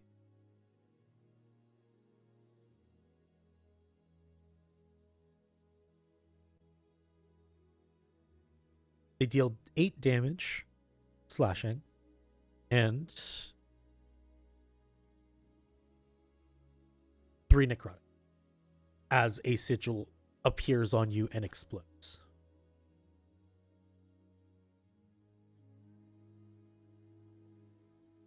And now it is Hoshiro's turn. The flames pulse out, and specifically the lightning in the tattoo of the arm that is holding the blade climbs up into the inky black flame. It's almost like seeing lightning at night inside of this, as I'm going to cast Branding Smite. It automatically hits as the roll is technically a 19. And so, well, the smite then infuses the blade, and then he goes in for this strike clean again with the 19, which with the Reaper's Mantle is a crit. Okay. What is the damage?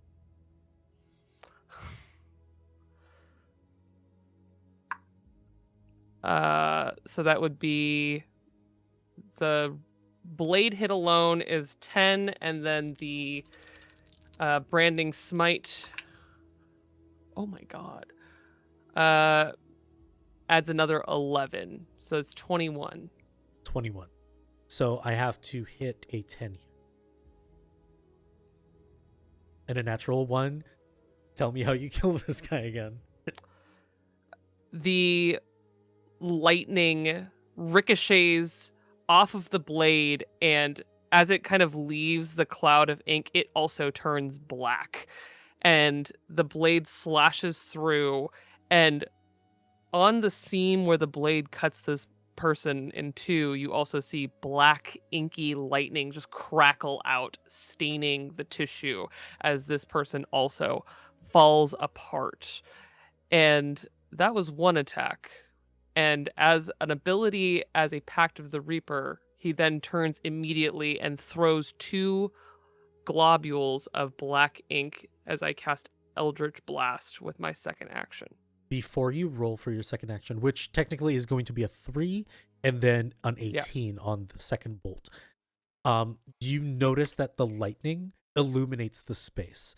What you see is a kind of like a dungeon with cells, and the cells are empty. And darkness falls again.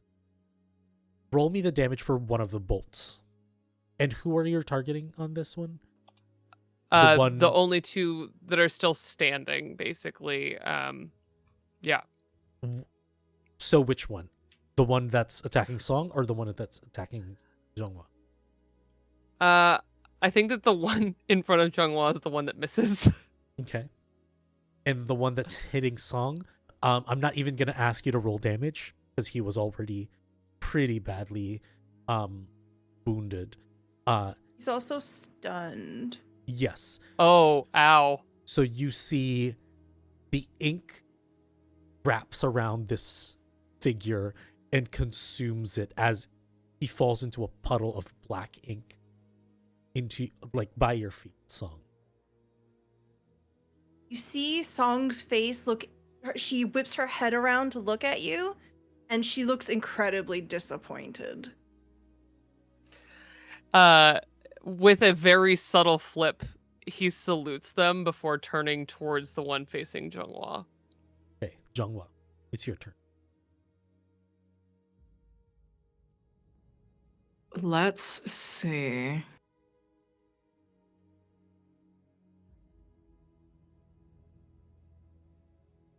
I want to see what happens here because it's fairly dark, but we've been illuminated by motes of light this entire time. But how much actual space, how much are we actually seeing in the space?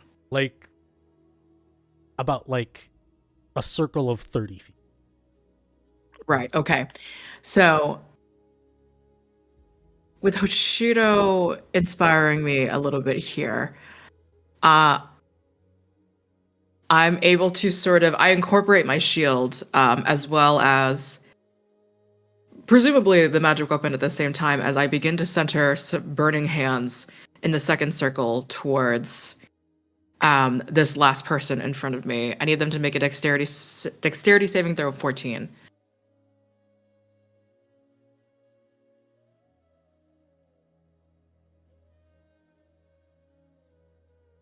$19. Still take half damage. Yes, correct.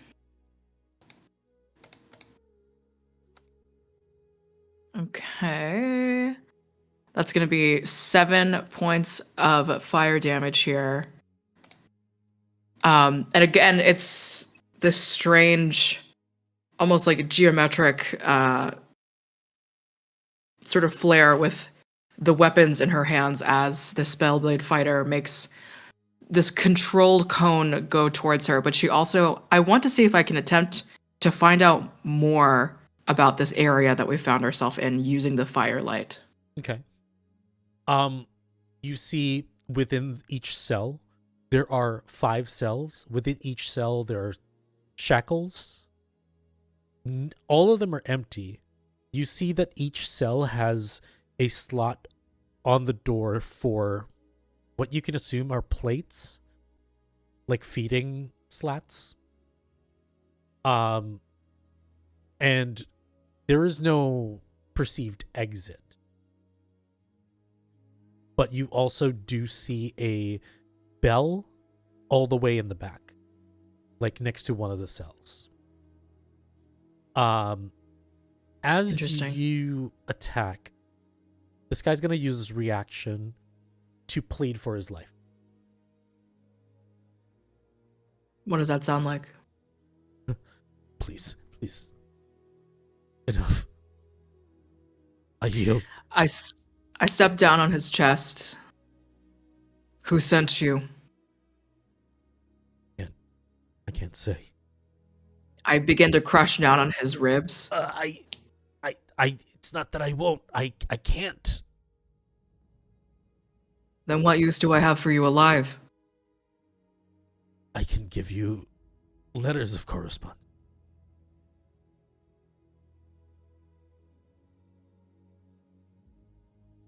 I can't. I sort of. He mentioned. I begin. I can't give you the information that you want me to give, but I can lead you to the information you need. This is the last person alive right now, right? Yes. Despite what I clearly want to do, I look around at the party. What say the group? It's difficult to make dead people speak. You can see that Song is already removing one of her belts to use as restraints. I relent. You also notice that the cells are open. If you want to use them. Probably.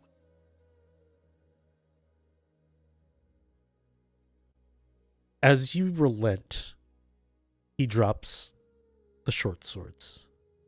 What looks like wakizashis. Hoshiro picks them both up. And he takes a bloodied stack of papers and hands them to you, Jeong Hwa.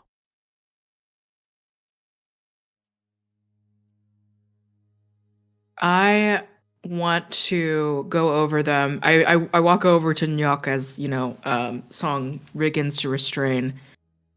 I guess kind of separating the letters to see what the both of us can find quickly, like right now, sort of thing. Mm-hmm.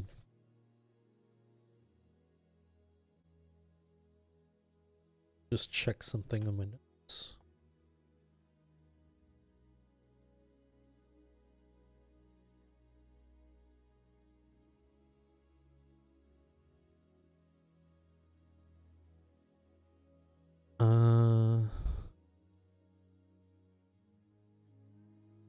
Okay. So you see it's pretty much everybody's names, everybody's addresses. You see times and places that where you can be found. And you see a kill order. And more importantly, you see a sigil instead of a signature, kind of like a stamp. And it is this weird kind of curved lines, 16 curved lines, 8 curves going one way and 8 curves going the other. And they are enclosed in a circle. Is there a silver stork? Or is this unrelated? The silver stork, you cannot find. I mean, any immediate history checks or anything like that we can Sure. make between Ngoc and I?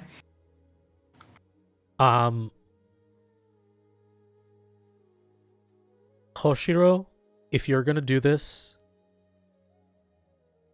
do it with advantage.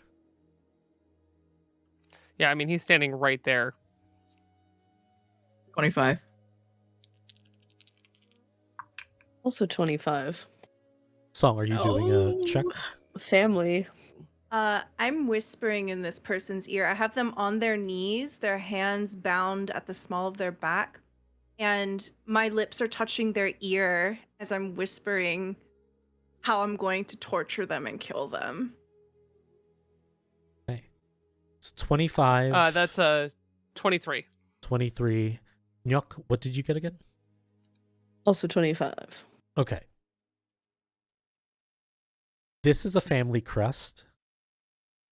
Ngoc, what you know from this is this could be a noble house. Jeong Hwa, you know of this is the same that what you know, Hoshiro. This is the crest of Councilman Orochi.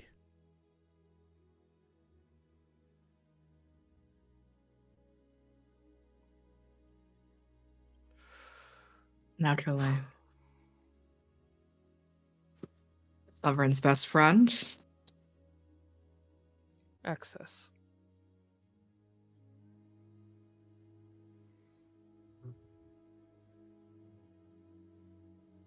The assailant falls unconscious from all the wounds sustained, but is still alive.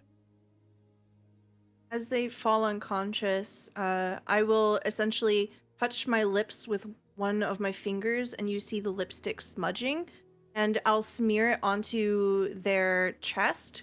I'll cast Cure Wounds on them, just Okay. in case. They are stabilized.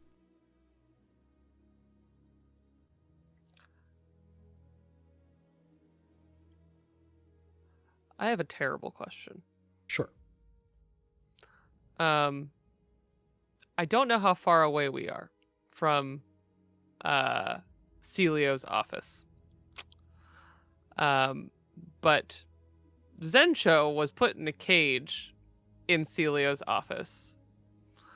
And I want to know if I can reach him. Yes.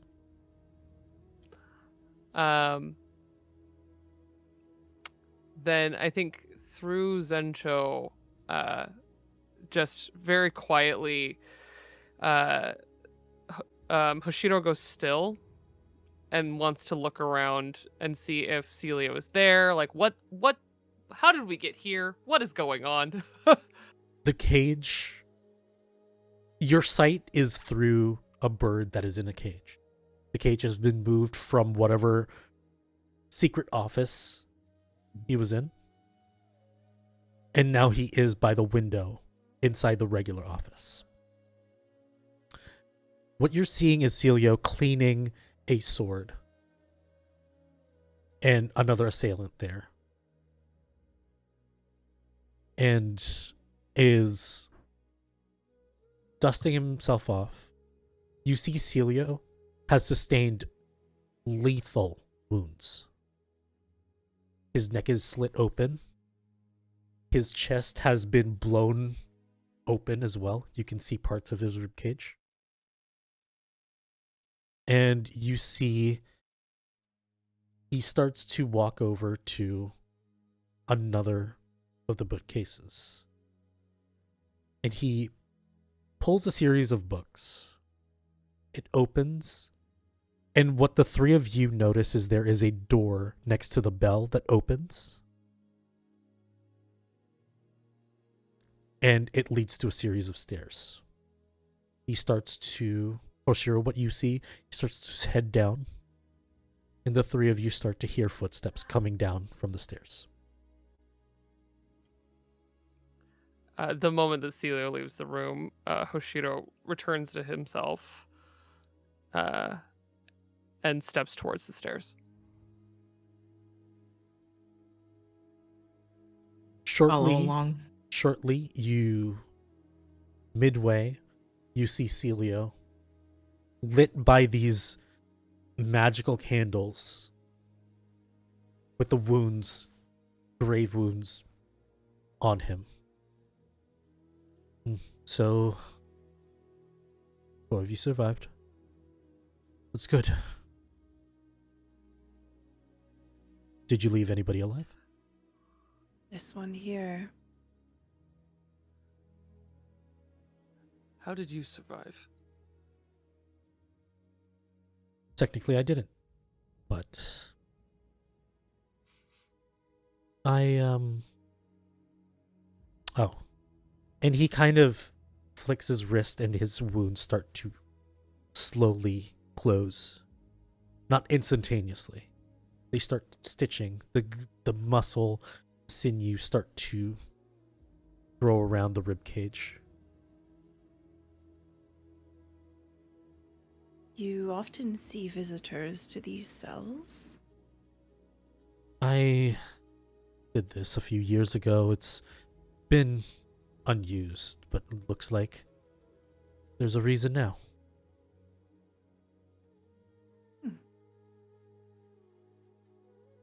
He starts to lead you. Please, let's bring him to a more accommodating area, away from prying eyes or ears, and find some answers. I'll essentially turn out the pockets of this person, and depending on whether or not find anything, someone will just stand up and brush their hands. Unfortunately, I don't do heavy lifting. You find a pouch, and in this pouch are pellets. Different colors. Black, purple, red. There's about 13 pellets in there. I'll stash that away into my robes. Okay.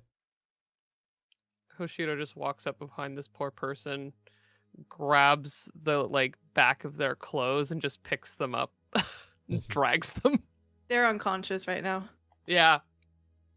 Silio, as he shows you into one of the cells and starts to restrain this person, he, without looking, kind of addresses Jeong Hwa. I assume you have questions, and I assume that this is very incriminating for me. Rest assured, I am not the person you're looking for.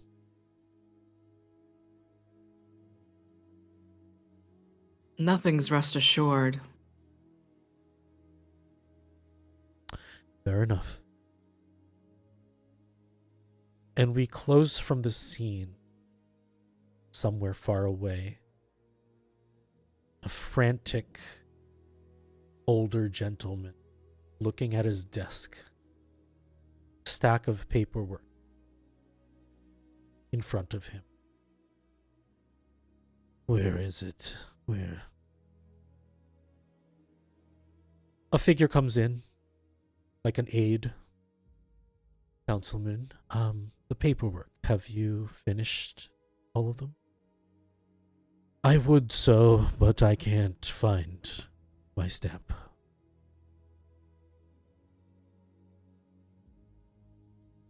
And he looks all over his desk. I suppose I can just sign these all. And he starts taking out a pen, ink, and he starts signing these papers, these documents. It says, I wonder where my stamp went. And that is the end of our session tonight.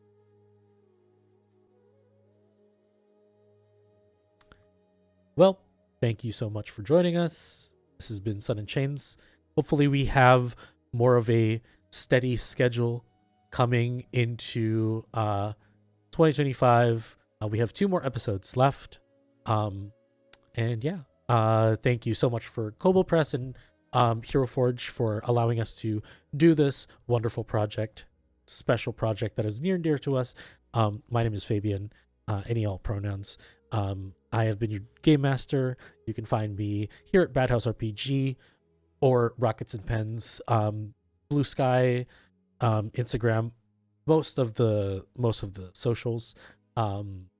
Catch me on Midnight Rush, as I am the storyteller, as well as next week for Would You Care to Dance, which is the title of our Monster Hearts Adventure one-shot for our anniversary.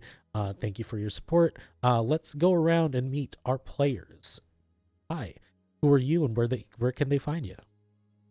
Who am I? Hi, everyone. I'm Kai. You can find me all over the internet as Estelle of Imladris.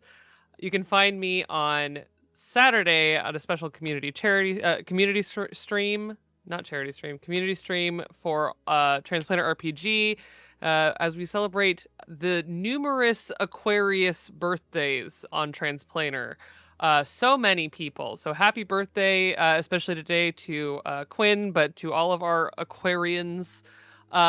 And we'll be celebrating that on Saturday. And then you can find me next week on Tuesday over on Happy Jack's RPG playing Mouse Ritter in What About Bob's. And more of this soon. Yeah. Sin. Hi, I'm Sin. I use they, them pronouns. You can find me on the internet as sensationally.me. Right now, I am not on a lot of ongoing projects because I am a student, but I will be in the city of Chicago for a grief literacy conference if anyone lives there, talking about gaming and grief. Yeah. Joe. Hello, everyone. I am Josephine at Scary Dog Friend. I have been to Jeong Hwa. You can find me on Twitter, Blue Sky, YouTube, all sorts of things.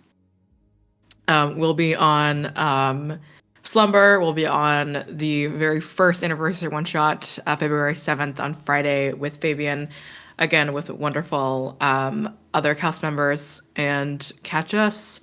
Just keep doing the Bad House thing throughout the month of February and for the rest of the year. Last but not least, Stella. Hello. I'm Stella Luna on Twitch, stellalunaTV on all other social media. I'm a TTRPG producer and performer. I do this full time, everywhere, and all the things. If you want more information about what I'm up to, check me out on Blue Sky at stellaluna.tv. Thank you so much for having me. This was so fun. It was so good to be back again. Hell yeah. Thank you, Fabian. All right. So we'll leave you with that. We'll catch you guys next. Follow us on Blue Sky to get when we're doing this next. And we'll catch you guys next week for our celebration. We'll see you guys. Bye.